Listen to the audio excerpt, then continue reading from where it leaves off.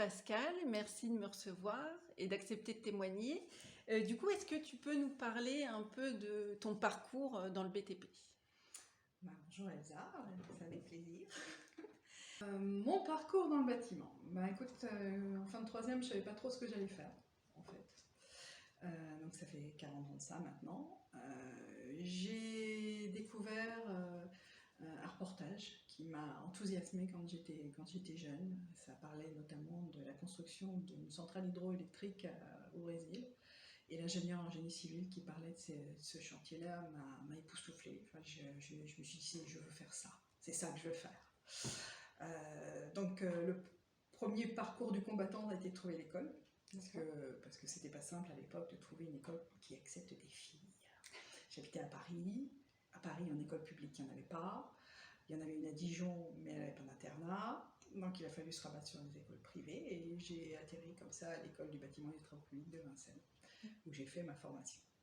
Donc tes parents ont bien accepté J'ai été soutenue par mes parents. Mon père était très fier d'avoir une fille qui se battait contre les principes un peu macho de l'époque, donc il trouvait ça très très bien. Et lui m'avait d'ailleurs encouragé en me disant, écoute, fais pas comme moi, fais pas un métier où tu vois pas ce que tu vas construire le soir.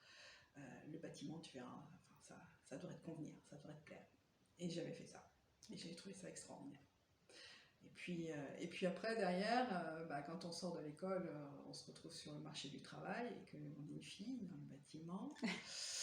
Ça a commencé peut-être à être un peu plus compliqué. Donc, trouver une entreprise qui accepte de nous prendre, ça a été très, très difficile. En fait, j'ai pas trouvé. Je me suis rabattue sur la notion commerciale, technico-commerciale, comme on disait à l'époque. Aujourd'hui, on appelle ça des chargés d'affaires. Et en fait, ça me permettait de travailler simultanément sur une partie technique. J'ai fait des choses en aménagement de compte, différents types de travaux, de la construction de maisons individuelles, en autoconstruction. Les gens construisaient leur propre maison en bois, en plus à l'époque, c'était révolutionnaire.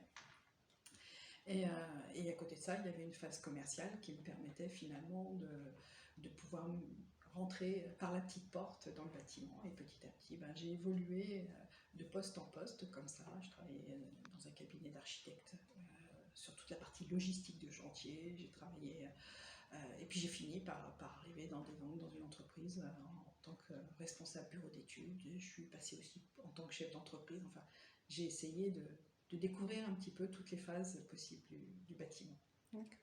Et du coup, le fait que tu sois une femme, est-ce que tu penses que ça a joué ou pas?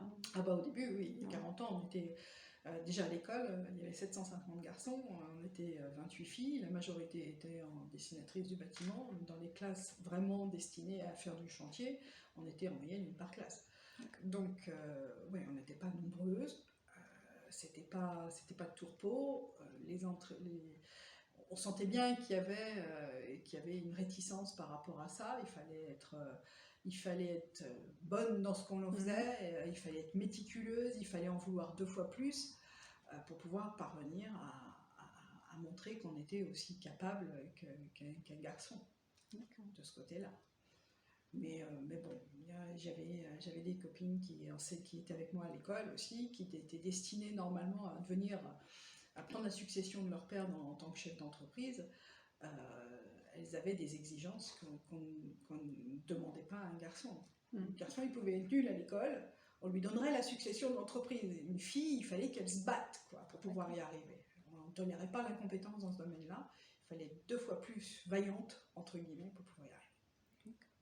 Et globalement, ça s'est toujours bien passé? Alors, moi, j'ai pas rencontré de difficultés particulières. Il y a des choses auxquelles il a fallu que je prête attention. J'en ai entendu des vertes et des pas mûres, ça c'est clair. Mais j'ai pas prêté plus attention à ce genre de difficultés. J'ai fait fi de tout ça. Et finalement, peut-être que j'ai un petit peu plus louvoyé aussi et fait en sorte que les choses se passent bien. Mais je pense que c'est mon côté commercial finalement qui m'a aidé à pouvoir négocier les choses de façon sympa, en évitant toute tension, en ne montant pas au créneau. Donc j'ai grandi dans ce milieu professionnel-là depuis 40 ans, finalement avec une certaine forme de simplicité. Enfin, je n'ai pas eu le sentiment que ça avait été difficile pour moi. je l'ai senti chez d'autres. Mhm. J'ai rencontré des collègues, j'ai rencontré des femmes qui, elles, ont eu beaucoup de difficultés à s'imposer dans ce qu'elles faisaient. Mais peut-être que j'ai pas revendiqué aussi ce côté féministe. D'accord. Ça a probablement peut-être un peu dû calmer certaines choses. D'accord. Et est-ce qu'il y aurait des anecdotes ou des conseils que tu voudrais partager? Ben, je pense que le premier conseil, c'est faites ce qui vous plaît, en fait. Faites-le parce que ça vous plaît, parce que vous avez envie de le faire, et que ben, si vous avez envie, rien ne vous résistera et ça passera. Et aujourd'hui, on est, je pense, dans un monde où c'est quand même un peu plus facile de pouvoir parvenir, même si il y a encore des marches à monter, même si il arrive encore d'entendre des propos qui ne devraient plus exister depuis très longtemps. C'est quelque chose qui dépend vraiment de notre volonté de vouloir réussir. Donc je pense que ça va s'inscrire dans cet esprit-là. Après, des anecdotes, je préfère qu'ils découvrent par eux-mêmes. J'en ai, mais j'en ai trop. Je pense qu'aujourd'hui, on est dans une autre forme de société. C'est pas encore tout rose. Mais c'est déjà plutôt bleu. Donc on va pouvoir encore y arriver. Et, moi, on m'a dit un jour, le jour où on mettra une femme incompétente à la tête d'une entreprise, c'est qu'on aura vraiment gagné notre égalité, entre guillemets, si égalité il doit y avoir. Moi, je pense qu'on est femme, et qu'en tant que femme, il faut qu'on réagisse tel qu'on le ressent nous, avec nos émotions, entre guillemets, notre façon d'être. Ça ne fait pas de nous des gens incompétents.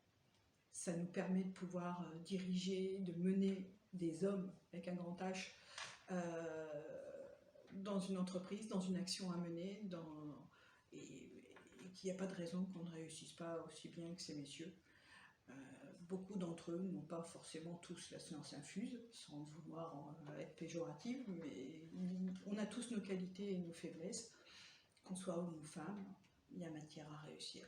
Du coup, tu es très contente de ton expérience? Ah, moi, je suis non seulement ravie, mais j'ai vécu des choses extraordinaires pendant toute ma carrière. Ça fait 40 ans que je suis dans le bâtiment, j'ai rencontré des gens extraordinaires. J'ai vécu des situations extraordinaires, j'ai visité des lieux extraordinaires. Ça m'a permis d'acquérir une richesse en souvenirs, en apprentissage aussi, parce que